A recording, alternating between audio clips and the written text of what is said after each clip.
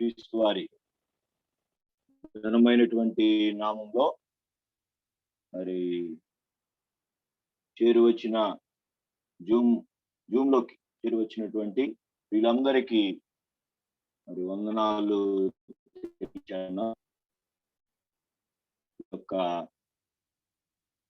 సమయంలో ఇలా Zoom app ద్వారా మరి కలుసుకోవడానికి దూర ప్రాంతాల్లో ఉన్నప్పటికీ ఒక చోట ఇలాగూ చేరి ఈ వేదిక మీద మీతో సహవాసం చేయడానికి దేవుడు నాకు ఇచ్చిన అవకాశాన్ని బట్టి ఆధిక్యతను బట్టి మరి వందనాలు తెలియజేస్తా ఉన్నా.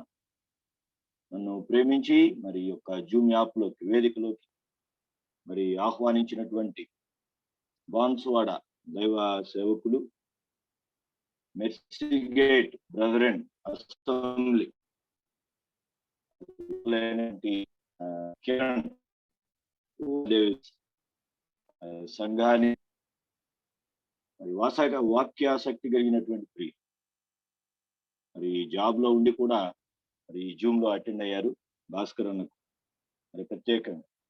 అలాగున ఈ యొక్క జూమ్ యాప్ లో వాక్యాసక్తి కలిగి చేరి వచ్చిన మన ప్రభువును రక్షకుడైన యేసుక్రీస్తు వారి నామమున మరొకసారి ప్రేమపూర్వకంగా వందనాలు తెలియజేస్తా ఉన్నా. ఈ సమయంలో మనము బైబిల్ గ్రంథంలో నుంచి లూకా రాసినటువంటి సువార్త 5వ అధ్యాయాన్ని మనం జ్ఞాపకం చేసుకుందాం. 5వ అధ్యాయము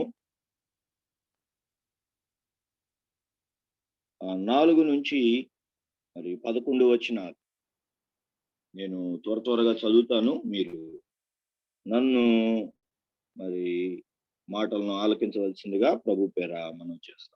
లూకా రాసినటువంటి సువార్త 5వ అధ్యాయము 4వ వచనం. ఆయన బోధించుట చాలించిన తరువాత నీవు తోలిన లోతునకు నడిపించి చేపలు పట్టుటకు మేము వలలు వేయడని సీమోనుతో చెప్పగా 5వ వచనం, సీమోను వెళ్ళినవాడా, రాత్రి అంతయు మేము ప్రయాసపడుతుంది కానీ మాకేమీ దొరకలేదు, ఆయనను నీ మాట చొప్పున వలలు వేతునని ఆయనతో చెప్పాను.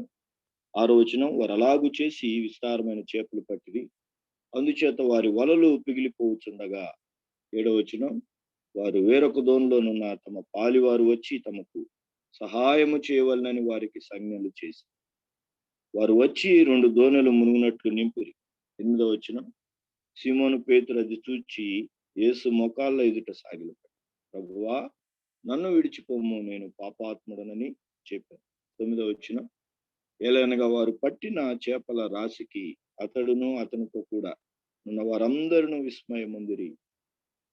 10వ వచనం, అలాగున్న సీమోనుతో కూడా పాలివారైన జెబెదయి కుమారులకు యాకోబును యోహానును విస్మయముందిరి. అందుకు యేసు, భయపడకుము, ఇప్పటి నుండి నువ్వు మనుషులను పట్టుబడవైందు అని సీమోనుతో చెప్పాను. 11వ వచనం, వారు దోణెలను దరికి చేర్చి సమస్తమును విడిచిపెట్టి ఆయనను ప్రార్థన చేసుకుందామండి. ప్రార్థన చేసుకొని మనము ముందుకు కొనసాగుదాం. ప్రార్థన. ప్రేమ కలిగిన తండ్రి, జీవంగల ఆయన, మీ పరిశుద్ధ పావన నామానికై మీకు వందనాలు, స్తోత్రాలు, స్తుతులు తెలియజేస్తాం. ఈ రాత్రికాల సమయంలో మరి వాక్యాసక్తి కలిగినటువంటి ప్రియులతో కలిసి మరి ప్రభు సహవాసం చేయడానికి మా ప్రభు మీ సన్నిధిని ప్రభు నాయన అనుభవించడానికి మీరు చూపుతున్న కృపకై మీకు వందనాలు, స్తోత్రాలు, స్తుతులు తెలియజేస్తాం. ఈ అవకాశము, ఈ ఆధిక్యత ఎంతో మందికి లేదు. అల్పులమైనటువంటి మాకు ప్రభు అయినటువంటి యేసుక్రీస్తు వారి ద్వారా మీరు అనుగ్రహించిన విధానానికై మీకు వందనాలు, స్తోత్రాలు తెలియజేస్తాం. మీ నామంలో నాయన చక్కగా ఇలాగూ మేము చేరి వచ్చి ఉంటున్నాం ప్రభా. నాయన ఈ లేఖనాలను నాయన మా కొరకు మీరు వెలిగించమని వాక్యమై ఉన్న దేవుడు, వాక్యమై ఉన్నటువంటి వాక్యాన్ని మాకు ఆశీర్వాదకరంగా దీవెన మీరే వివరించి మహిమ పొందమని వేడుకుంటున్నాం. సహాయం అవి మా ఆత్మీయ జీవితాలకు ఆశీర్వాదకరంగా, ప్రేరణగా, ప్రోత్సాహకరంగా మా ప్రభువా మరింత లోతుగా ఆయన మేము మీకోసం జీవించి లేఖనాలు మాకు ఉపయోగపడడానికి మీరే సహాయం దయచేయండి. మీకే వందనాలు, స్తోత్రాలు, స్తుతులు తెలియ కొద్ది మాటలు ఎదురేడైనటువంటి యేసుక్రీస్తు వారి ఘనమైనటువంటి నామంలో ప్రార్థిస్తూ సమర్పించుకుంటున్నాము తండ్రి, ఆమేన్. ప్రియమైనటువంటి దేవుని పిల్లరా, మనము చదివినటువంటి ఈ యొక్క సందర్భము మనకు తెలియనటువంటిది కాదు. పలుసార్లు, ఎన్నోసార్లు మనము చదివి ఉంటాం, ఎన్నోసార్లు మనం వినుంటాం, ఎన్నోసార్లు మనము బోధించి కూడా ఉంటాం. ఇంకా లూకా రాసినటువంటి సువార్త 5వ అధ్యాయంలో మనం చదివినటువంటి భాగంలో గనక గమనించినట్లయితే ఆ విధేయత దాని యొక్క మరి ఫలితాలను మనం ఒక వ్యక్తి లేకపోతే ఒక గుంపు దేవునికి విధేయత చూపినప్పుడు, దేవుని యొక్క మాటకు మరి విధేయత చూపినప్పుడు, లోబడినప్పుడు దాని వలన వాళ్ళు పొందుకునేటువంటి మరి ఫలితాలు, ఆశీర్వాదాలు ఈ యొక్క మరి ప్యాసేజీలో, ఈ యొక్క మరి ఆ సందర్భంలో, సన్నివేశంలో మనకు మరి కనబడ. చూడండి, అక్కడ మనం గమనించినట్లయితే యేసుక్రీస్తు వారు బోధించుట చాలించిన తరువాత అక్కడ ఉన్నటువంటి వారితో అంటున్నాడు, 4వ వచనం, నువ్వు దోణెను లోతునకు నడిపించి చేపలు పట్టుటకు నీ వలలు వేయడని సిమోనుతో చెప్పగా అనే మాట. మనం పైన మరి ఆ యొక్క ఆ సరస్సు పేరు, ఆ తర్వాత పైన మనం గమనించినట్లయితే ఆ శిష్యుల గురించినటువంటి వివరాలు మనకు కనపడ. అప్పుడే ఆయన మరి వాక్యాన్ని బోధించి ముగించడం జరిగింది. అందుకే 4వ వచనంలో ఆయన బోధించుట చాలించిన తరువాత అనే మాట మనం. కనుక ఆత్మీయ ఆహారాన్ని ఆయన వారికి మరి పంచిపెట్టిన తర్వాత మరి కింద మనం గమనించినట్లయితే ఆయన మరి శిష్యులతో ఈ మాట తెలియచేస్తా ఉన్నాడు. అక్కడ ఉన్నటువంటి సీమోనుతో ఈ మాట తెలియచేస్తా ఉన్నాడు, నీవు దోణెను లోతునకు నడిపించి చేపలు పట్టుటకు మీ వలలు వేయడని సీమోనుతో చెప్పగా అన్నమాట. అయితే 5వ వచనంలో సీమోన్ అంటున్నాడు దానికి జవాబు, ఏలినవాడ, రాత్రి అంతయు మేము ప్రయాసపడుతుంది కానీ మాకేమీ దొరకలేదు. రాత్రంతా మేము ప్రయాసపడ్డాం కానీ మేము సింగిల్ చేపను కూడా మేము మరి పట్టలేకపోయాము అని తెలియచేస్తా ఉన్నాం. కనుక ప్రియమైనటువంటి దేవుని పిల్లలు, అందుకే మరి నడిపించు నానావా నడి సముద్రం ఉన్న దేవ అని మన యొక్క క్రైస్తవ సునాద కీర్తనలో ప్రపంచమంతా ఎరిగినటువంటి పరిచయమైనటువంటి ఒక మంచి పాట, నడిపించు నానావా, మాసిలామణి గారు రాసినటువంటి. అందులో మరి ఈ వచనంలో నుంచే ఆ మాట వచ్చింది అని నేను అనుకుంటున్నాను. రాత్రంతయు శ్రమపడినా రాలేజు ప్రభు జయము, రహదారులు వెదకినను రాదాయను ఆ ప్రతిఫలము. కనుక ఏ విధంగా వస్తుంది ప్రతిఫలం? ఇక్కడ మనం గమనించినట్లయితే కారణం ఏంటి అని అంటే, దేవుడు లేనటువంటి ప్రయాస మనం చూస్తాం. రాత్రంతా వారు శ్రమ పడ్డారు కానీ వారి యొక్క కష్టము, వారి యొక్క శ్రమ, వారి యొక్క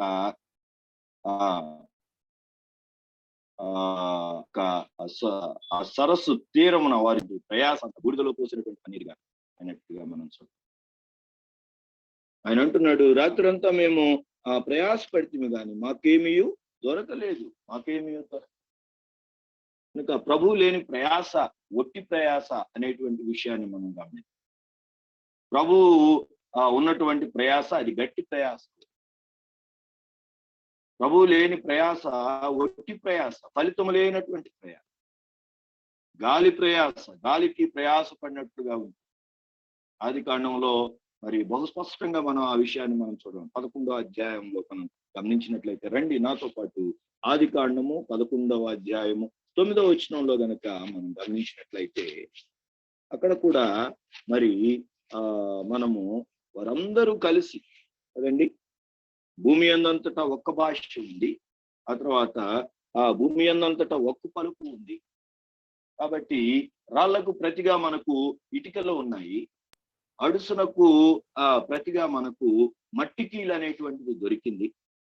కాబట్టి ఒక మంచి గోపురాన్ని మనం కట్టడానికి, పేరు సంపాదించుకోవడానికి కావలసినంత విశాలమైనటువంటి మైదానం దొరికింది అని చెప్పి వారందరూ కలిసి కట్టుగా ఆనుకొని పూనుకొని వాళ్ళు ఏం చేస్తా ఉన్నారు, గోపురాన్ని కట్టడానికి పూను, ఆకాశమునంటూ శిఖరమును మరి కట్టడానికి వాళ్ళు ప్రయాసపడుతున్నట్లుగా మనం చేయి కలిపి ఏక మనస్సుతో కదా ఉదాలు సరుచుకుంటూ ఒకళ్ళను ఆనుకొని ఒకళ్ళను ప్రోత్సహించు ఒకళ్ళు ఆకాశమునంటూ శిఖరాన్ని వాళ్ళు కట్టడానికి పూనుకున్నారు. అయితే ప్రియమైనటువంటి దేవుని పిల్లరా, అక్కడ మనం గమనించినట్లయితే ఆ యొక్క శిఖరము కట్టడంలో దేవుని యొక్క జోక్యం, ఆ శిఖరము కట్టడంలో దేవుని యొక్క చొరవ లేదు. ఆ శిఖరము కట్టడం అనేటువంటిది దేవుని యొక్క చిత్తము కాదు. అందుచేత వారి యొక్క ప్రయాస వ్యర్థమైపోయినట్లుగా మనం చూడగలం. 11:9కి వచ్చేసరికి మనం గమనించినట్లయితే వారు భూమి అందంతటా చెదరగొట్టబడినటువంటి వారిగా భూమి అందంతటా వారు చెదిరిపోయినటువంటి వారిగా చివరికి వారి భాషలు తారుమారైపోయినట్లుగా మనం చూస్తాం. కారణం ఏంటి అని అంటే అది దేవుని యొక్క చిత్తం కాదు, అది దేవుని యొక్క ఉద్దేశం కాదు. వారి యొక్క ప్రయాసలో దేవుని యొక్క జోక్యము, దేవుని యొక్క చొరవ అనేటువంటిది లేదు.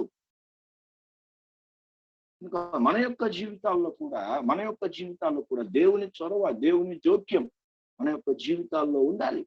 లేకపోతే మన ప్రయాస కూడా వ్యర్థమైనటువంటి ప్రయాస అయిపోతుంది. వెళ్ళినవాడ రాత్రంతా మేము ప్రయాసపడ్డాము, కానీ ఒక్క చేపను కూడా మేము పట్టలేకపోయా. విచారంగా మరి అలసిపోయినటువంటి ముఖాలతో, అలసిపోయినటువంటి దేహాలతో వారు మరి జవాబు చెప్తున్నట్లుగా మనం చూడగలం. యాకోబు పత్రికలో కూడా మనం గమనించినట్లయితే చూడండి, జనులు వారి యొక్క ఉద్దేశాలు ఏ విధంగా ఉన్నాయో మనం అక్కడ చూడగలం. యాకోబు రాసినటువంటి పత్రిక 4వ అధ్యాయము 13వ వచనంలో, నేడైనను రేపైనను ఒకనొక పట్టణమునకు వెళ్ళి అక్కడ 1 సంవత్సరం ఉండి వ్యాపారము చేసి లాభము సంపాదించుమరండని చెప్పుకుని వారులారా. అక్కడేమో పేరు సంపాదించుకుందాము రండి. ఆదికాండము 11వ అధ్యాయంలో కనిపిస్తాం. యాకోబు రాసినటువంటి పత్రికలో మనం గమనించినట్లయితే లాభము సంపాదించుకుందాము రండి. ఇదొక బ్యాచ్, అదొక రకమైన బ్యాచ్ అయితే ఇదొక రకమైనటువంటి బ్యాచ్. ఈ బ్యాచ్ ఏంటి? వ్యాపారము చేసి లాభం సంపాదించుకుందాము రండి. అయితే ఈ 2 బ్యాచీలు చివరికి ఏమీ సంపాదించలేకపోయాయి. కారణం ఏమిటి అనంటే ప్రియమైనటువంటి దేవుని పిల్లలు, దేవుని జోక్యం లేదు. అందులో దేవుని యొక్క ఆ స్థానం అనేటువంటిది లేదు. అందులో దేవుని యొక్క ఉద్దేశము, దేవుని చిత్తం అనేటువంటిది లేదు. అందుకే అంటున్నాడు పత్రిక రాసినటువంటి యాకోబు 4వ అధ్యాయం 15వ వచనంలో, కనుక ప్రభు చిత్తమైతే మనము బ్రతికి ఉండి అది చేతుము ఇది చేతుమని చెప్పుకొనవలెను. ఏంటంట? ప్రభువు చిత్తమైతే, ఇట్ ఈస్ గాడ్స్ విల్. దేవుని చిత్తమైతే కనుక ప్రియమైనటువంటి దేవుని పిల్లరా, మనము చేసేటువంటి పనిలో దేవుని యొక్క చొరవ, దేవుని యొక్క జోక్యం, దేవుని యొక్క చిత్తం అనేటువంటిది ఉండాలి. లేకపోతే మన ప్రయాస కూడా ఇదే అవుతుంది. రాత్రంతా ప్రయాసపడ్డామయ్యా, కానీ మాకు ఒక్క సింగిల్ చేప కూడా. ఇంకా వితౌట్ గాడ్, దేవుడు లేకుండా మనం అడుగు పెట్టినట్లయితే, దేవుడు ప్రమేయం లేకుండా, దేవుని జోక్యం లేకుండా మనం ముందుకు పోయినట్లయితే ఆ ప్రయాస వ్యర్థమైనటువంటి ప్రయాస. ఇంకా దేవుని చిత్త ప్రకారము వాక్యానికి లోబడి దేవుని మాటలకు విలువ ఇస్తూ దేవుని మాటలకు విధేయత చూపి మనం ముందుకు పోయినట్లయితే అది మనకు ఆశీర్వాదకరంగా ఉంటుంది. ఇక్కడ మనం గమనించినట్లయితే ప్రియమైనటువంటి దేవుని పిల్ల 1 కొరింథీ 15:58లో ఒక మాట రాయబడింది, ప్రభు నందు ప్రయాస వ్యర్థము, మీ ప్రయాసము వ్యర్థము కానటువంటి ప్రయాస, ప్రభు నందు మనము పడేటువంటి ఆ ప్రయాస.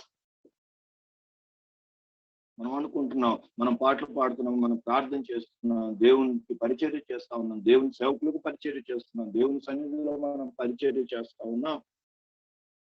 అయ్యో ఈ ప్రయాస ఎటువైపు వెళ్ళిపోతుందో, ఇది కూడా గాలి ప్రయాసేమో, వ్యర్థమైన ప్రయాసేమో అని అనుకుంటామేమో. సోదరి రాత్రికాల సమయంలో బైబిల్ గ్రంథంలో కనుక మనం గమనించినట్లయితే ఈ ప్రయాసే ఫలితం ఉన్నటువంటి ప్రయాస అని బైబిల్ గ్రంథం. ప్రభువునందు మీరు పడినటువంటి ప్రయాస వ్యర్థము కాని ప్రయాస. దేవుని పరిచర్య అనేటువంటి వ్యర్థము కాని ప్రయాస, దేవుని చిత్తానుసారమైనటువంటి ఆ ప్రయాస, దేవుని ఉద్దేశపూర్వకమైనటువంటి ప్రయాస.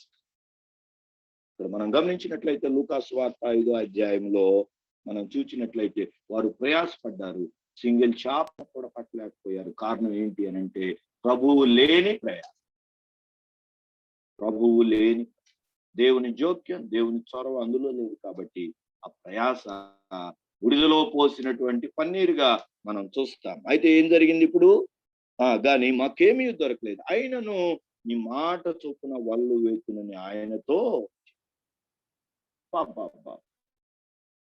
ఎంత గొప్ప విధేయత అండి, ఎంత గొప్ప వినయం ఇవైనటువంటి దేవుని పిల్లారా. వాళ్ళు జాలరు, వాళ్ళకు తెలుసండి, సముద్రాన్ని గురించి తెలుసు, వాళ్ళకు తెలుసు సరస్సుల గురించి, వాళ్ళకు తెలుసు ఏ సీజన్లో ఏ చేప పడుతుందో తెలుసు, ఏ వైపున ఏ వలేస్తే ఏ చేప పడుతుందో తెలుసు. వాళ్ళు సముద్రం మీద పుట్టి, సముద్రం మీద పెరిగి, సముద్రం వద్ద చనిపోయేటువంటి ప్రియమైనటువంటి దేవునికి ఎంతో అనుభవం కలిగినటువంటి వారు, సముద్రపు అనుపానువులు బాగా ఎదిగినట్టు వారు, కొత్త వారేమీ కాదు, వలలో వేయడం తెలియనటువంటి వారు కాదు, దోణెల మీద ప్రయాణము ఎరుగునటువంటి వారు కాదు, అక్కడనే పుట్టి, అక్కడనే పెరిగి, అక్కడనే చనిపోయేటువంటి.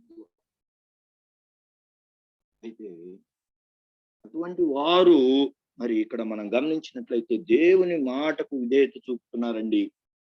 యేసుక్రీస్తు వారి మాటను వాళ్ళు తీసుకుంటున్నారు. అయినను రాత్రంతా మేము వల్లేసినప్పటికీ, రాత్రంతా రెక్కల ముక్కలు చేసుకొని మేము కష్టపడ్డప్పటికీ, రాత్రంతా కళ్ళు కాయలు కాసేటట్టు మేము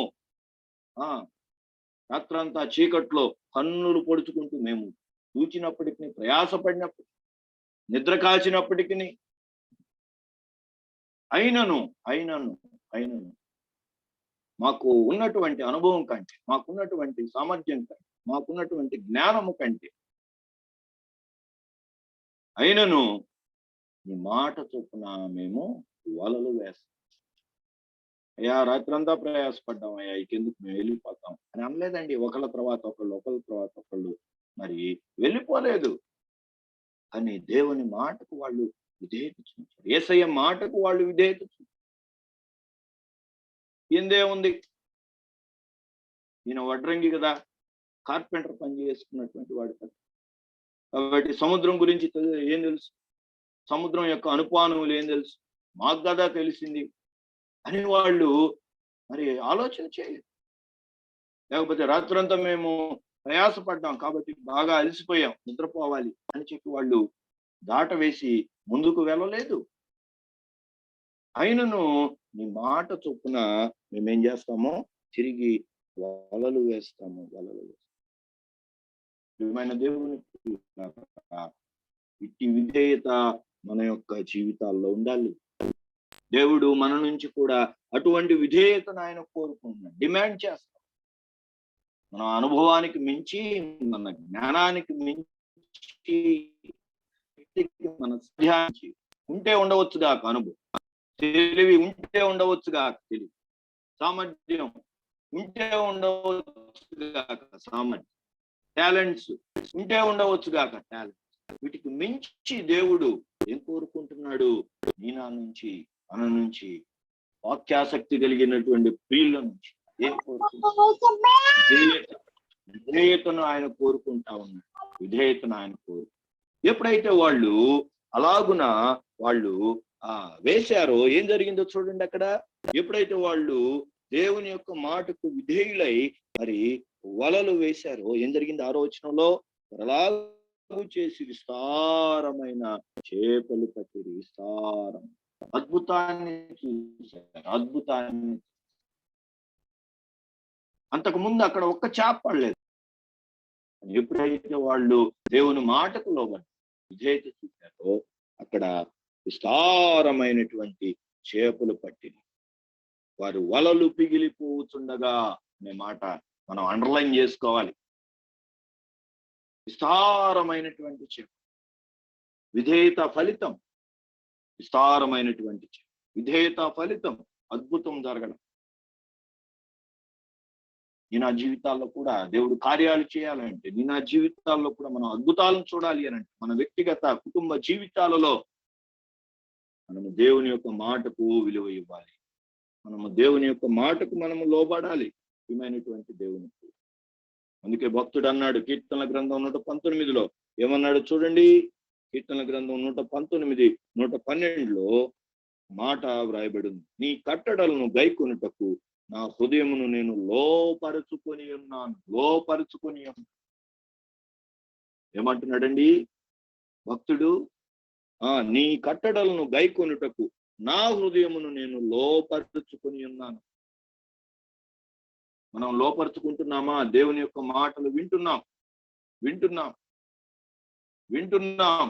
వింటూ తింటున్నాం. అయితే వాటికి మనము లోబడుతున్నామా? వాటికి మనము విలువ ఇస్తున్నామా? దేవుడు మనకు వినిపిస్తున్నాడు తన యొక్క వాక్యాన్ని ఆయా రీతుల్లో. ప్రియమైనటువంటి దేవుని.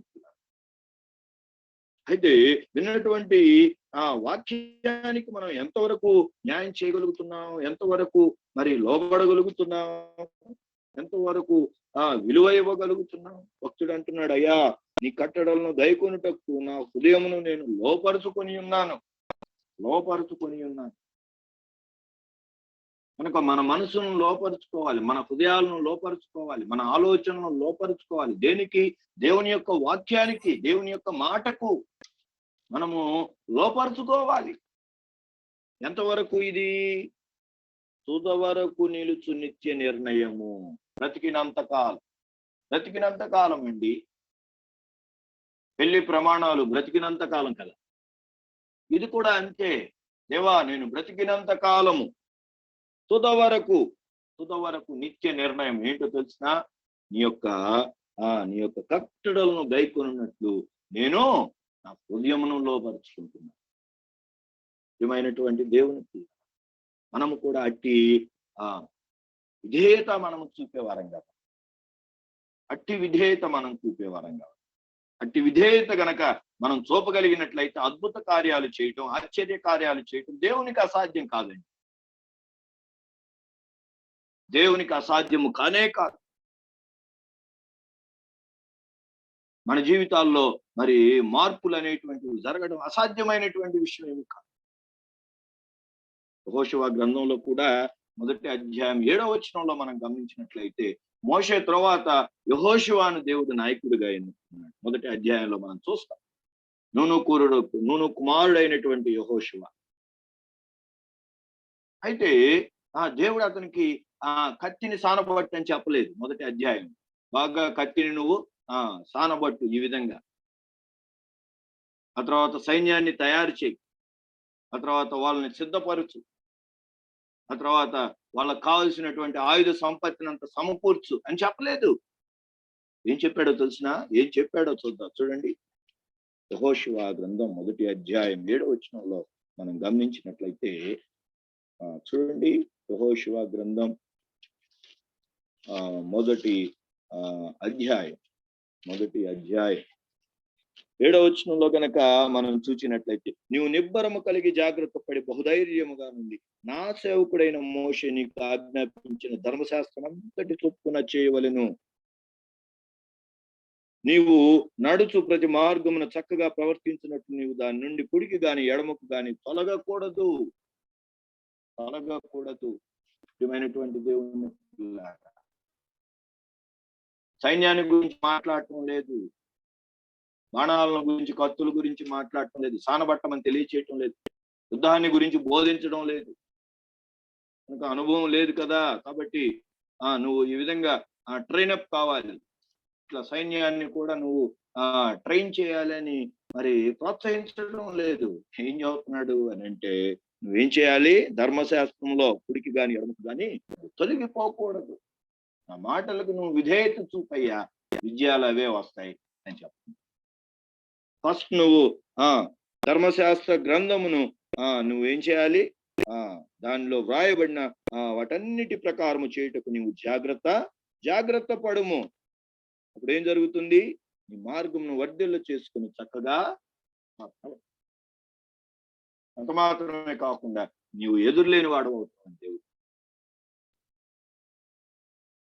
దేవుని పిల్లారా, విజేత సూత్రం. మీరేమనుకుంటున్నారు? దేవుని యొక్క మాటలకు విలువ ఇవ్వడం, దేవుని మాటలకు లోబడడం అనేటువంటిది మనకు దీవెనకరం, మనకు ఆశీర్వాదం. లోపరుచుకుంటున్నాను అని భక్తుడు తెలియజేస్తున్నాడు దావీదు. యెహోషువకు దేవుడు ఆ యొక్క విషయాన్ని తెలియజేస్తాడు. కాబట్టి దీన్ని బట్టి దేవుని యొక్క మాటకు ప్రాధాన్యత ఎంత ఇవ్వాలో, దేవుని మాటకు మనం ఎంత విలువ ఇవ్వాలో, ఎంత విధేయత చూపాలో మనకు అర్థమవుతాం, ఎంత అవసరమో మనకు అర్థమవుతాం. యాకోబు పత్రిక 1వ అధ్యాయం 22వ వచనంలో కూడా మనం అయ్యే మాటలు మనం చూస్తాం. మీరు వినువారు మాత్రమై ఉండి కదా, మీరు వినువారు మాత్రము కాక విన్నటువంటి వాక్య ప్రకారము మీరు ప్రవర్తించువారునై ఉండాలి. కనుక దేవుని వాక్యం మన జీవితంలో భాగమైపోవాలి. దేవుని యొక్క వాక్యానికి మనము మరి రూపురేఖలను ఇవ్వాలి. దేవుని యొక్క వాక్య ప్రకారము మనము జీవించే వారంగా, ఆ విధంగా జీవించినట్లయితే మిమ్మల్ని మీరు మోసపుచ్చుకున్న వారు. కనుక వాక్యము వాక్యానుసారంగా మీరు ప్రవర్తించువారునై ఉండండి. ఎప్పుడైతే మనం ఆ విధంగా మరి ప్రవర్తిస్తామో, ఎప్పుడైతే దేవుని యొక్క మాటకు మనం విధేయత చూపుతామో, ఆటోమేటిక్ గా మన జీవితాల్లో కూడా దేవుని కార్యాలను మనం చూస్తాం, దేవుని యొక్క అద్భుతాలను మనం చూస్తాం. కనుక ఈ లూకా సువార్తకు రండి, 5వ అధ్యాయంలో నుంచి మనం వచ్చినట్లయితే, మరి మొట్టమొదటిగా మనం చూసినట్లయితే విధేయత ఫలితం విస్తారమైనటువంటి మరి చేపలను వాళ్ళు పట్టడాన్ని మనం, తర్వాత 7వ వచనంలో మనం చూసినట్లయితే వారు వేరొక దోణిలోనున్న తమ పాలి వారు వచ్చి తమకు సహాయం చేయవలనని వారికి సంజ్ఞలు చేసిరి. వారు వచ్చి 2 దోణెలు మునుగునట్లు నింపిరి. కనుక 7వ వచనంలో మనం సహవాసం ఫెలోషిప్. ఎప్పుడైతే వారు దేవుని యొక్క మాటకు విధేయులయ్యారో, ఎప్పుడైతే వారు దేవుని మాటకు లోబడ్డారో ఏం జరిగిందండి? వారిలాంటి వారు వారి దగ్గరికి వచ్చారండి. వారిలాంటి వారు వారితో క్లబ్ అయ్యారండి. వారిలాంటి వారు వారికి సహకరిస్తున్నారండి. ఎంత గొప్ప విషయం, ఎంత గొప్ప విషయం. ప్రియమైనటువంటి దేవుని పిల్లరా, మనము కూడా ఆత్మీయ జీవితంలో ఉన్నటువంటి, ఆత్మీయమైనటువంటి ప్రయాణంలో ఉన్నటువంటి మనము కూడా, ఆత్మీయమైనటువంటి మనము కూడా దేవుని యొక్క వాక్యానికి విధేయులమై మనం ముందుకు కొనసాగుతూ ఉన్నప్పుడు, దేవుని యొక్క మాటల ప్రకారం మన జీవితాన్ని సరిచూసుకుంటూ, దేవుని మాటల ప్రకారం మనం జీవిస్తూ ముందుకు కొనసాగుతూ ఉన్నప్పుడు దేవుడు మనలాంటి వారిని మనకు యాడ్ చేస్తారు. అర్థమవుతుందండి? మనలాంటి వారిని దేవుడు మనకి యాడ్ చేస్తాం. మనలాగా ఆలోచన చేసేవారు, మనలాగా తలంచేవారు, మనలాగా మరి ఆసక్తి కలిగినటువంటి వారు, దేవుని యొక్క విషయాల్లో, పరిచర్య విషయాలలో మనలాంటి మనసు కలిగినటువంటి వారు, మనలాంటి విజన్ కలిగినటువంటి వారు, దర్శనం కలిగినటువంటి వారు, మనలాంటి ఉద్దేశాలు, ఆలోచనలు కలిగినటువంటి వారిని దేవుడు మనకు యాడ్ చేస్తాడు. ఎప్పుడో తెలిసినా నువ్వు దేవుని యొక్క మాటకు విధేయుడివై జీవిస్తా ఉన్నప్పుడు, ఆ మార్గంలో నువ్వు నడుస్తా ఉన్నప్పుడు, నీలాంటి మనసు కలిగినటువంటి వారు, నీలాంటి ఆలోచన కలిగిన వారిని దేవుడు యాడ్ చేస్తాడు. ఇక్కడ కూడా మనం అదే చూస్తాం. వారు ఏ విధంగానైతే కష్టపడతారో అదే విధంగా కష్టపడేవారిని, వారు ఏ విధంగానైతే మరి దోణెలు ప్రయాణం చేస్తారో అదే విధంగా ప్రయాణం చేసేవారు, వారు ఏ విధంగా అయితే వలలు వేస్తారో అదే విధంగా వలలు వేసేవారు, వారు ఏ విధంగా జాలరులో అదే విధంగా జాలరు అయినటువంటి వారిని దేవుడు వారికి యాడ్ చేశారు. కనుక ఇది ఎంత సంతోషకరమైనటువంటి విషయం కదండి. ఏలియా ఎలీషాల్లా పాత నిబంధన గ్రంథంలో మనం అవి చూస్తాం. మోషే యెహోషువని యాడ్ చేసినట్టుగా మనం చూస్తాం. ఇలాగూ జతలుగా మనం చూస్తాం. కొత్త నిబంధన గ్రంథంలో మనం గమనించినట్లయితే పౌలు సేలులాగా, పౌలు తిమోతిలాగా, పౌలు బర్నబాల్లాగా, పేతురు యోహానుల్లాగా. కనుక ఒకే మనసు, ఒకే భావం, ఒకే ఆలోచన, ఒకే మరి విజన్, దర్శనం కలిగినటువంటి దేవుడు యాడ్ చేస్తాడు. ఇక్కడ కూడా మనం గమనించినట్లయితే అదే మనం చూస్తా ఉన్నాం. ఎప్పుడైతే వారు దేవుని యొక్క మాటకు వాళ్ళు విధేయులయ్యారో వాళ్ళకు ఒక మంచి ఫెలోషిప్ అనేటువంటిది వాళ్ళకు మరి లభించినట్లుగా 7వ వచనంలో మనం చూస్తాం. దోణిలో మునిగిపోతా ఉన్నప్పుడు తమలాంటి వారిని వాళ్ళు సంజ్ఞలు చేసి పిలిపించుకోవడానికి వారు కూడా సంతోషంగా వచ్చారు. సంతోషంగా వారితో క్లబ్ అయ్యారు. సంతోషంగా వారితో సహవాసంలోకి వచ్చారు. ఇది ఎప్పుడు జరుగుతుంది అనంటే మనం ఆత్మీయంగా దేవునికి అణిగి మనకి లోబడి మనము జీవిస్తా ఉన్నప్పుడు మన జీవితాల్లో కూడా మనలాంటి వారిని దేవుడు మనకు ఆత్మీయులను మనకు దేవుడు యాడ్ చేస్తాడు. అంటే కాదు, కింద మనం గమనించినట్లయితే చూడండి 8వ వచనంలో ఇక్కడ 8వ వచనంలో మనం చూసినట్లయితే ఆరాధన అనేటువంటి మనం చూస్తాం. విధేయత ఫలితం, విధేయత ఫలం. విధేయత ఫలం ఏంటి అనంటే విస్తారమైనటువంటి చేపలు పట్టడం. విధేయత ఫలం ఏంటి అనంటే సహవాసం లభించడం. విధేయత ఫలం ఏంటి అనంటే చూడండి ఆరాధన ప్రారంభమైనట్లుగా మనం సీమోను పేతురు అది చూచి యేసు మోకాళ్ళ ఎదుట సాగిలపడి ప్రభువా నన్ను విడిచిపోమ్ము నేను పాపాత్ముడనని. ప్రియమైన దేవుని పిల్లరా, అంతకు ముందు ఈ మాటలు చెప్పలేదండి పేతురు. అంతకుముందు పేతురు మరి ఈ విధంగా విరిగి నలిగిన అనుభవంలోకి రాలేదండి. ఎప్పుడైతే పర్సనల్ గా దేవుని కార్యం చూడో వెంటనే అతడికి వెలిగింపు అనేటువంటిది. అంతకుముందు అధ్యాయంలో అంటే 14వ అధ్యాయంలో, అంతకుముందు అధ్యాయం లూకాసు వార్త 4వ అధ్యాయంలో మనం గమనించిన 38వ వచనంలో పేతురు అత్త మరి తీవ్రమైన జ్వరంతో దేవుడు ఆమెను బాగు చేసి ఆమెను స్వస్థపరిచాడు. ఆమె మరి ఆరోగ్యాన్ని పొందుకొని ఉపచారం చేసి 40వ వచనంలో మనం గమనించినట్లయితే దేవుడు గొప్ప కార్యాలు చేశాడు. నానావిధ రోగాల చేత పీడింపబడుతున్నటువంటి వారిని దేవుడు విడిపిస్తూ వచ్చాడు, స్వస్థపరుస్తూ వచ్చాడు. దాన్ని కూడా మరి పేతురు చూస్తూ వచ్చాడు. అయినప్పటికీ మరి యేసుక్రీస్తు వారి మీద ఒక అవగాహన అనేటువంటిది కలగలేదు. ఏముందులే అని అనుకున్నాడు. అయితే ఈ యొక్క 5వ అధ్యాయంలోకి వచ్చేసరికి మరి ఎప్పుడైతే తన యొక్క జీవితంలో దేవుడు జోక్యం చేస్తున్నాడో ఏంటండి, ఎప్పుడైతే ఈ యొక్క సందర్భంలో ఆయన జోక్యం చేస్తున్నాడు వెంటనే అతనికి అర్థమైంది పక్కన ఉన్నటువంటి వారు సామాన్యులు కాదు. తనలాగే కనబడుతున్నా కానీ ఈయన సామాన్యుడు కాదు. అందుకే అంటున్నాడు, ఏమంటున్నాడు? ప్రభువా నన్ను విడిచిపోము నేను పాపాత్ముడు. సాధారణంగా ఉన్నాడే కానీ ఆయన సామాన్యుడు కాదు అనే విషయము ఎవరికి అర్థమైందండి? పేతురునకు అర్థమైంది. పేతురునకు.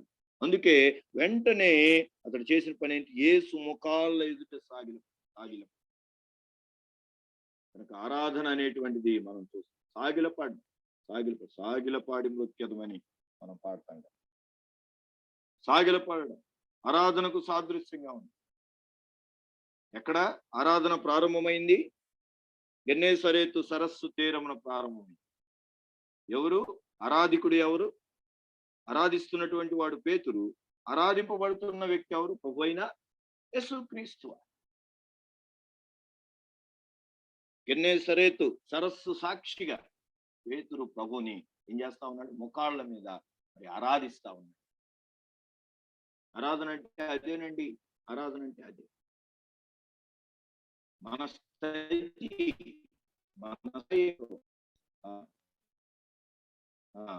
స్థితి మన స్థాయి మనం తెలుసుకొని దేవుని యొక్క మరి గొప్పతనాన్ని మనం తెలుసుకోవాలి. అదే ఆరాధన.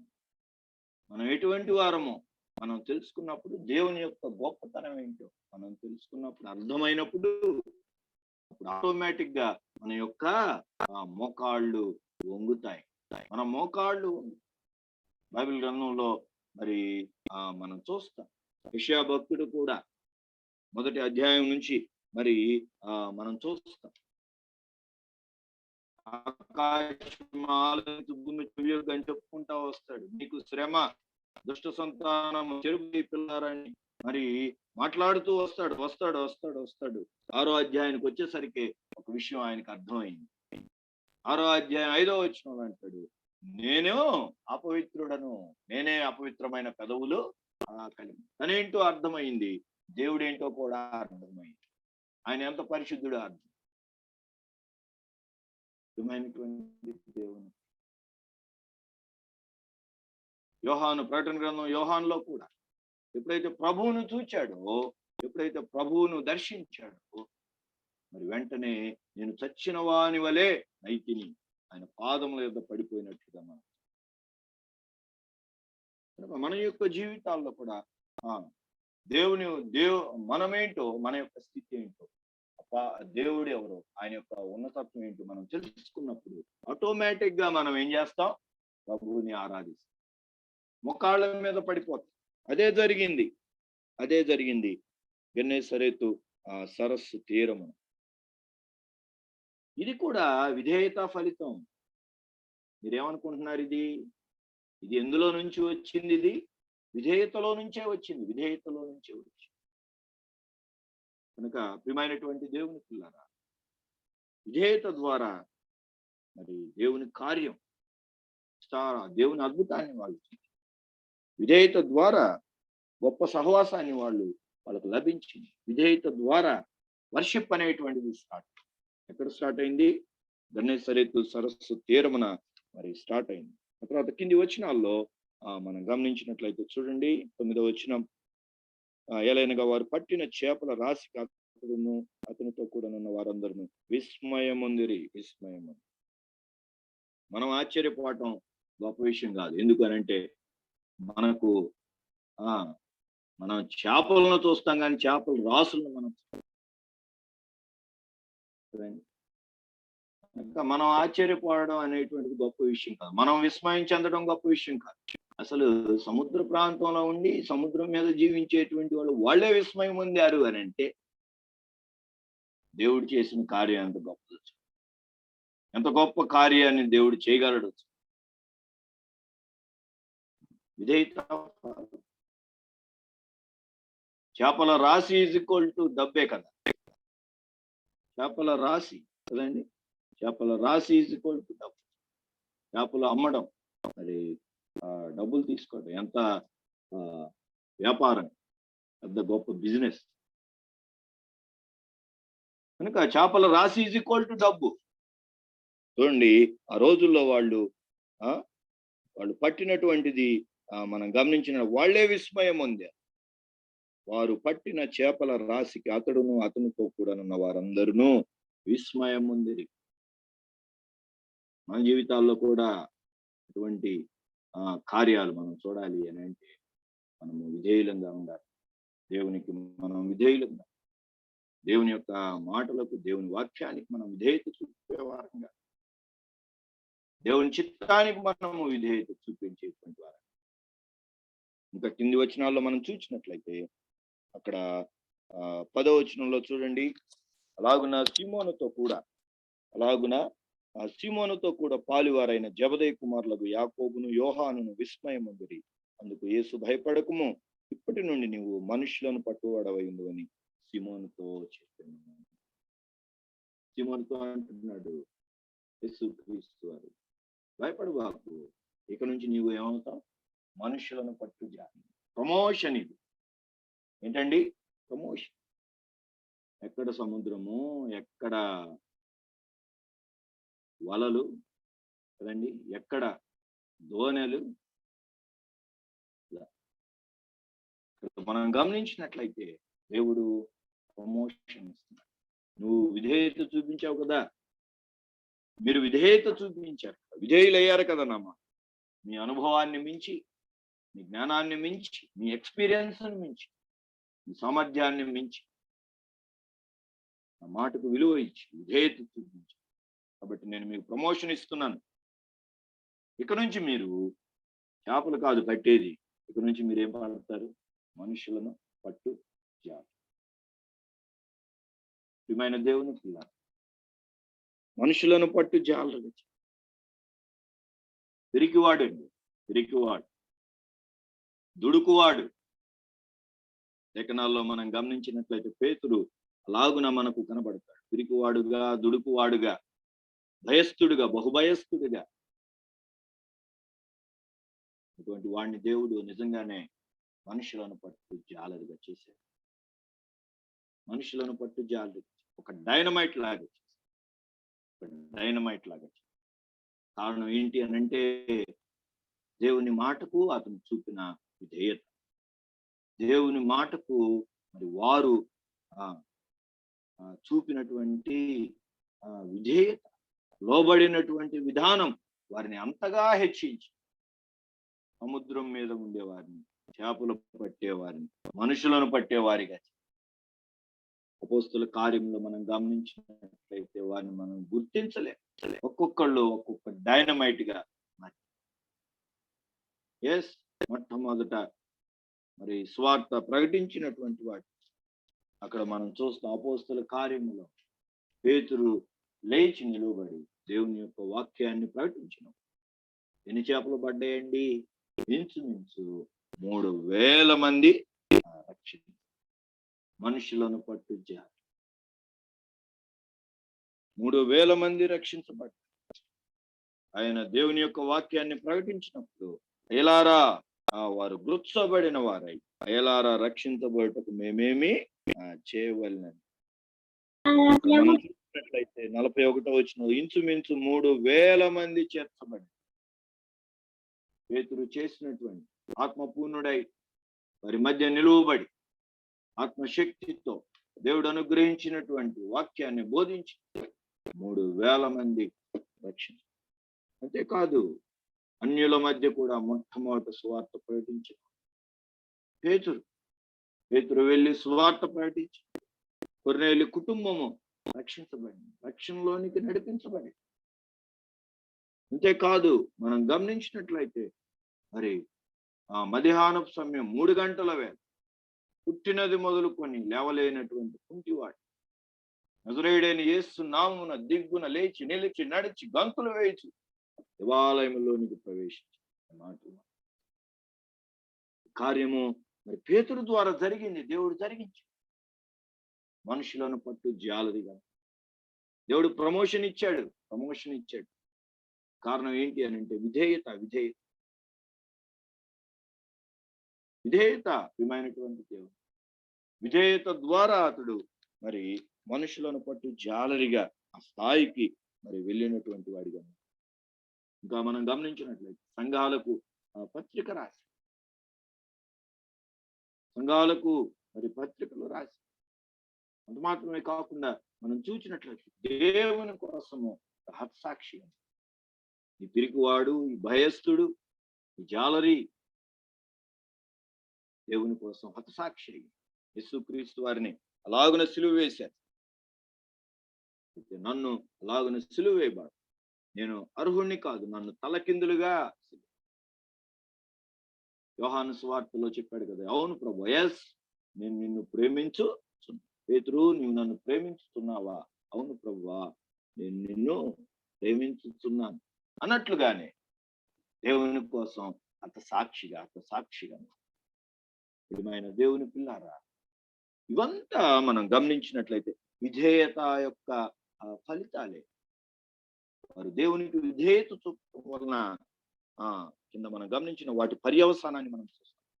కనుక చూడండి 1 నుంచి వారు దేవుని మాటకు వారు విధేయత చూపారు, అందుచేత గొప్ప అద్భుతాన్ని వాళ్ళు చూడగలరు. ఏంటి అది? విస్తారమైన చేప. వారు దేవుని మాటకు విధేయత చూపించారు కాబట్టి వారికి మంచి ఫెలోషిప్ అనేటువంటిది లభించింది. 7వ వచనం వారు దేవుని మాటకు విధేయత చూపించారు, అందుచేత 8వ వచనంలో ఆరాధన అనేటువంటిది మనం చూస్తాం. Worship start. వారు దేవుని మాటకు విధేయత చూపించారు, అందుచేత ఏం జరిగిందండి? విస్మయానికి గురి అయ్యారు. వారు దేవుని మాటకు విధేయత చూపించారు, అందుచేత ఏం జరిగింది? 10వ వచనంలో ప్రమోషన్ అనేటువంటిది లభించింది. ప్రమోషన్. దేవుని చిత్త ప్రకారం జీవించు, దేవుని చిత్తాన్ని ధరించడానికి నడుము కట్టుకొని నీ జీవితంలో, నీ కుటుంబ జీవితంలో దేవుని చిత్తానికి కట్టుబడి వాక్య ప్రకారము నీ యొక్క కుటుంబాన్ని లేకపోతే నీ జీవితాన్ని దిద్దుకుంటా ముందుకు కొనసాగు. నీ జీవితంలో కూడా దేవుడు బ్లెస్ చేస్తాడు, ఆశీర్వాదాలను ఇస్తాడు. నిన్ను కూడా దేవుడు దీవిస్తాడు. ఇవైనటువంటి దేవుని, అది శారీరకంగా కావచ్చు, అది ఆత్మీయంగా కావచ్చు. దేవుడు మనలను కూడా, మన కుటుంబాలను బ్లెస్డ్ ఆశీర్వాద కుటుంబాలుగా చేస్తాడు. No doubt about. నిన్న మనం గమనించినట్లయితే 5వ అధ్యాయము 11వ వచనంలో మనం చూసినట్లయితే, వారు దోణెలను దరికి చేర్చి సమస్తమును విడిచిపెట్టి ఆయనను వెంబడించారు. ఆయన అంటే ఎవరండి? ప్రభువైన యేసు. దోణెలను దరికి చేర్చి సమస్తమును విడిచిపెట్టి ఆయనను వెంబడించి యేసయ్యను వెంబడించే గొప్ప భాగ్యం అండి. యేసయ్యను వెంబడించే గొప్ప భాగ్యం ఆ దినాల్లో వారికి లభించింది. యోగ్యత, అర్హత వారికి లభించిందండి. ఎంతో మంది వెంబడించాలని ప్రయత్నం చేశారు. జనసమూహాలు తండోపతండాలు ఆయన వెంట పడ్డారు, వెంపర్లాడారు. అని అటు భాగ్యం అందరికీ లభించలేదండి. యేసు శిష్యులు అని పిలుచుకునేటువంటి అవకాశం అందరికీ లభించలేదు. చాలా మంది ఆయన వెంట పడ్డారు కదా, మనందరికీ తెలుసు. అయితే 12 మందికి మాత్రమే ఆ అవకాశం అనుగ్రహించబడింది. ఆయనతో ఉండడానికి, ఆయన దేవుని పిల్ల, ఆయనతో తినడానికి, ఆయనతో తిరగడానికి. దేవాతి దేవుడు మానవ రూపంలోనికి వచ్చి యేసు క్రీస్తు వారిగా జీవించడం ఆయన ప్రక్కన ఉండేటువంటి ఒక గొప్ప అవకాశం. సృష్టికర్త కదండి, సృష్టిని కలుగజేసినటువంటి ఆయన తిరిగే అవకాశం, వరుండే అవకాశం, ఆయనతో మమేకమై జీవించే అవకాశం, ఆయన వెంబడించేటువంటి ఆధిక్యత కొద్ది మందికి మాత్రమే లభించింది. వారు ఎవరు అనంటే అవిధేయులు కాదు. అవకాశం దేవుడు వారికి ఎందుకు ఇచ్చాడు అనంటే వారి యొక్క విధేయతను బట్టి, విధేయత ఫలితం, విధేయత. నేడు కూడా ప్రియమైన దేవుని పిల్లరా, మనకు కూడా ఆయన అనుగ్రహిస్తాడు. ఎప్పుడు అనంటే మనము కూడా విధేయులమైనప్పుడు, మనము కూడా ఆయన వాక్యానికి మనము విధేయులు, మనం కూడా ఆయన మాటలకు మనము విధేయులమైనప్పుడు, ఆయన మాటల అనుసారంగా మనము జీవన కుటుంబాలను, మరి మన కుటుంబాలను కూడా అలాగున మనము తయారు చేసుకున్నాం. ఇక్కడ మనం గమనించినట్లయితే వారు దోణెలను దరికి చేర్చి సమస్తమును విడిచిపెట్టి ఆయనను, యేసయ్యను వెంబడించే ఒక గొప్ప అవకాశం వాళ్ళు అనుగ్రహించబడింది. గొప్ప అవకాశాన్ని వాళ్ళు పొందుకున్నారండి. గొప్ప అవకాశాన్ని వాళ్ళు పొందుకున్నారు. ఎంత గొప్ప ధన్యత, ఎంత గొప్ప భాగ్యం ప్రియమైనటువంటి దేవునికి. కొంతమంది కోరుకున్నారు కానీ దొరకలేదు. నక్కలకు, బొరియలు, ఆకాశ పక్షులకు నివాసాలు ఉన్నాయి, ఇంకా మనిషి కుమారుడికి తలవాల్చుకుంటే స్థలం లేదని చెప్పాడు కదా. అని వీరిని మాత్రం ఆయన ఏర్పరచుకున్నాడు, వీరిని మాత్రం ఆయన పిలుచుకున్నాడు, వీరి మీద మాత్రం ఆయన దృష్టి ఉంచాడు. వీరికి మాత్రమే ఆయన వెంబడించేటువంటి అవకాశం కల్పించాడు. కారణం ఏంటి అనంటే వారు చూపించినటువంటి విధేయతేనండి. వారు చూపించినటువంటి విధేయత, ఆ వినయం వారికి ఆ స్థితిని, ఆ స్థాయిని కల్పించింది. యేసయ్యతో ఉండే, లేకపోతే ఎక్కడో సముద్ర పొడ్డున దోణిలో కూర్చొని ఎక్కడో సముద్ర పొడ్డున వాళ్ళు పట్టుకొని ఈశ్రోమంటూ సముద్రం మీదకి పోయి చేపలు పట్టుకుంటూ ఊరి గుడిసెల్లో జీవనం గడపాల్సినటువంటి వారు ఇప్పుడు ప్రపంచానికి పరిచయం అయ్యారు. ప్రపంచానికి పరిచయం, వీరి పేర్లు ప్రపంచానికి పరిచయం అయ్యాయి. వీరి జీవిత చరిత్రలు తెలియనటువంటి వారు లేదు ప్రపంచం కదా. లేఖనాల్లో మనం గమనించినట్టు భూలోకములు తలకిందులు చేసేవారు. వారిని చూసి ఆ దినాల్లో ఏమన్నారు? భూలోకములు తలకిందులు చేసేవారు. ఒక న్యూ డైరెక్షన్ లో, ఒక న్యూ వేలో నూతనమైనటువంటి పందాలు, నూతనమైనటువంటి విధానంలో వాళ్ళు ఇప్పుడు వెళ్తా ఉన్నారు. ఎక్కడికి వెళ్తా ఉన్నారు? యేసుక్రీస్తు వారి వెంబడి వారు వెళ్తా వెళ్తా ఉన్నారు. కారణం ఏంటి అని అంటే విధేయత అండి. ఎందుకంటే ఏం కావాలి? అపోస్తలుడైన పౌలు అంటున్నాడు కదా, క్రీస్తును సంపాదించు, బ్రతుకు క్రీస్తు, చావు లాభం. ప్రియమైన దేవుని పిల్లలారా, ఇక్కడ మనం గమనించినట్లయితే వాళ్ళ యొక్క జీవితాల్లో మనం కారణం ఏంటంటే వారి యొక్క విధేయత. కనుక ఒకదాని వెంట ఒకటి సమరైజ్ చేసుకుందాం. విధేయత ఫలితాలను మనం చూసుకొని ముగించుకుందాం. చూడండి, ఎప్పుడైతే వాళ్ళు వెళ్ళినవాడ రాత్రి అంతా మేము ప్రయాసపడుతుంది కానీ మాకేమీ దొరకలేదు, ఆయనను నీ మాట చొప్పున వాళ్ళు ఆయనతో చెప్పి ఎప్పుడైతే వాళ్ళు విధేయత చూపించారు, నెంబర్ 1 అద్భుతాన్ని వాళ్ళు చూడగలిగారు. విస్తారమైన విధేయత ఫలితం అది. ఎప్పుడైతే వారు విధేయత చూపారో దేవుని మాటకు ఒక మంచి ఫెలోషిప్, సహవాసం లభించి, ఎప్పుడైతే వారు దేవుని మాటకు విధేయత చూపించారో ఆరాధన అనేటువంటి స్టార్ట్ అయింది. ఎప్పుడైతే వారు దేవుని మాటకు విధేయత చూపించారో చేపల రాశి లభించింది, అంటే డబ్బు లభించినట్టే అండి. ఎప్పుడైతే వారు విధేయత చూపించారో ఏం జరిగింది అక్కడ? మరి వారికి ప్రమోషన్ లభించింది. మనుషులను పట్టు జాలి, వాళ్ళను వదిలిపెట్టారు, చేపలను వదిలిపెట్టారు, పాత రోత జీవితాన్ని వదిలిపెట్టేశారు. వాళ్ళకు ఒక ప్రమోషన్ లభించింది, మనుషులను పట్టు జాలి. 11వ వచనంలో మనం గమనించినట్టు ఎప్పుడైతే వాళ్ళు విధేయత చూపారో దేవుని దగ్గర ఉండడానికి వారికి ఆధిక్యత అవకాశం, యేసయ్యతో ఉండేటువంటి ఆధిక్యత అవకాశం. ఇది అవిధేయులకు కాదండి, విధేయులకు మాత్రమే ఇది లభిస్తుంది. ప్రియమైనటువంటి దేవుని పిల్లరా, మనం విధేయులుగా ఉన్నామా? విధేయులుగా ఉన్నామా? దేవుని మాటలకు మనం విధేయత చూపుతున్నామా? అవిధేయత చూపుతున్నామా?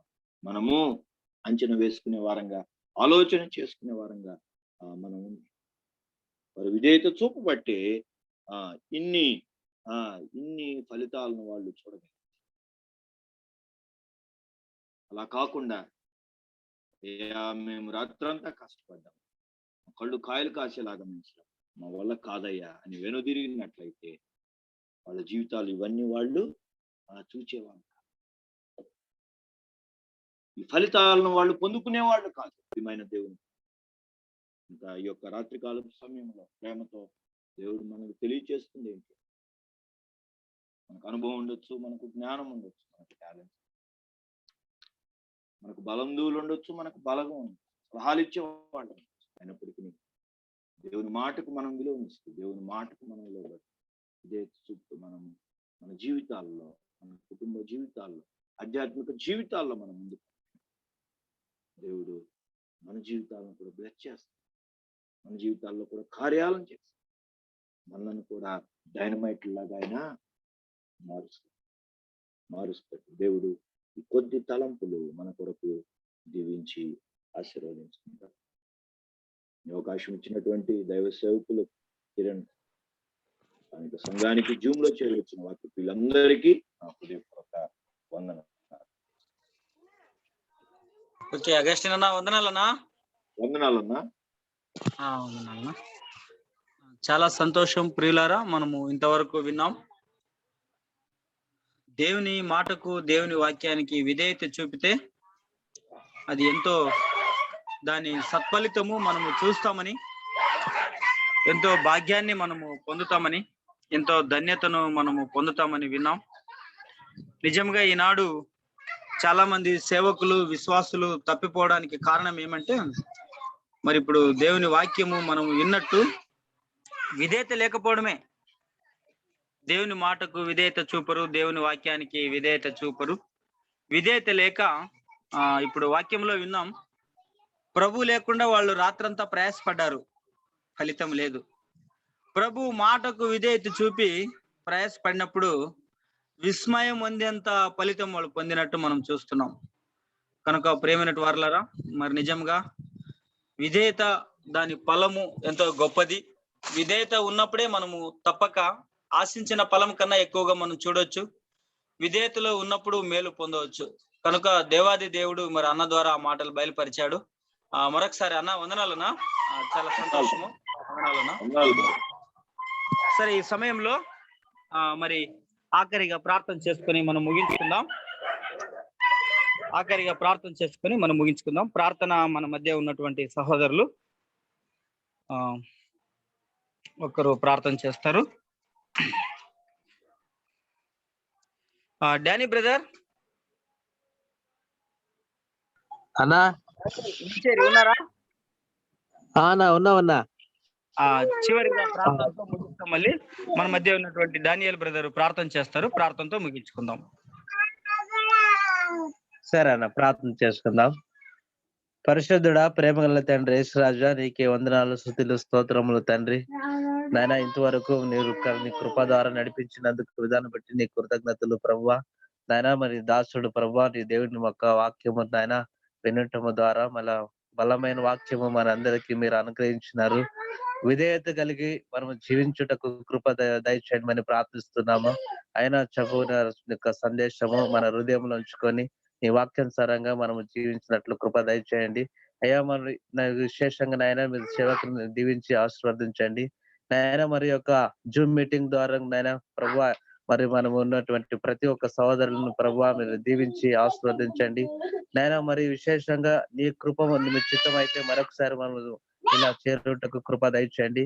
మరి చేస్తున్నటువంటి పరిచర్యములు దీవించండి.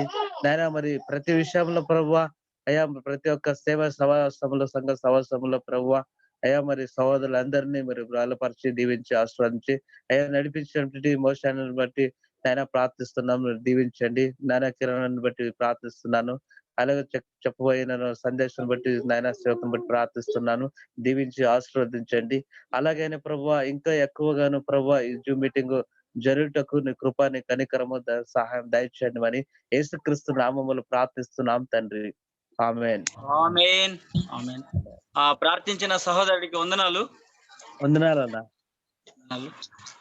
మళ్ళీ జూమ్ లో ఉన్న సత్యవాక్య వారేది జూమ్ లో ఉన్న సహోదరులందరికీ మరి అక్క వాళ్ళకి వందనాలు. అన్న వందనాలన్నా. అక్క వందనాలమ్మా.